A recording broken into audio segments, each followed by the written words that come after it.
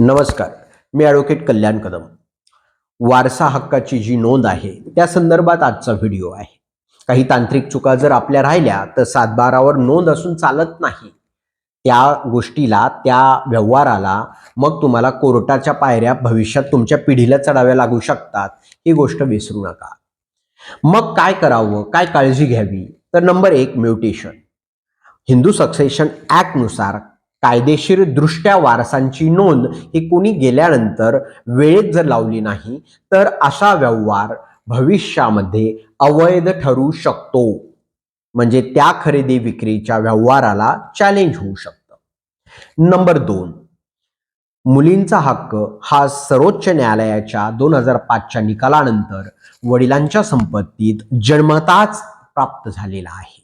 मग जर बहिणीचं हक्क सोडपत्र न घेता म्हणजे रिलीज डीड न घेता व्यवहार केला तर त्या व्यवहाराला सुद्धा भविष्यात चॅलेंज कोर्टात देता येतं.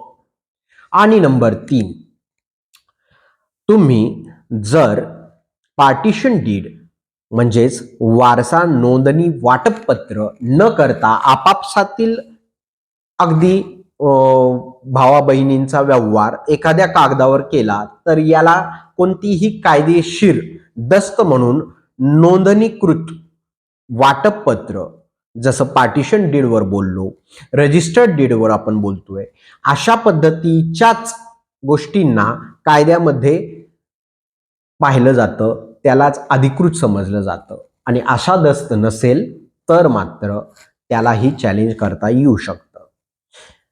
कोर्टामध्ये भांडण करणं म्हणजेच प्रश्न कोर्टामध्ये सोडवणं हे वकील म्हणून कर्तव्य नाही, तर तुम्हाला वेळीच सावध करणं, तुम्हाला तुमचा वाद भविष्यात होऊ नये यासाठीची काळजी घेणं हे मी माझं कर्तव्य समजतो. म्हणून हा व्हिडिओ 7/12मध्ये तुमच्या काही गुंतागुंत असेल त्यासाठी योग्य तो कायदेशीर सल्ला वेळीच घ्या. काहीही तुम्हाला त्या संदर्भात प्रश्न असतील तर कमेंटमध्ये नक्की विचारा. जय जिजाऊ, जय शिवराय.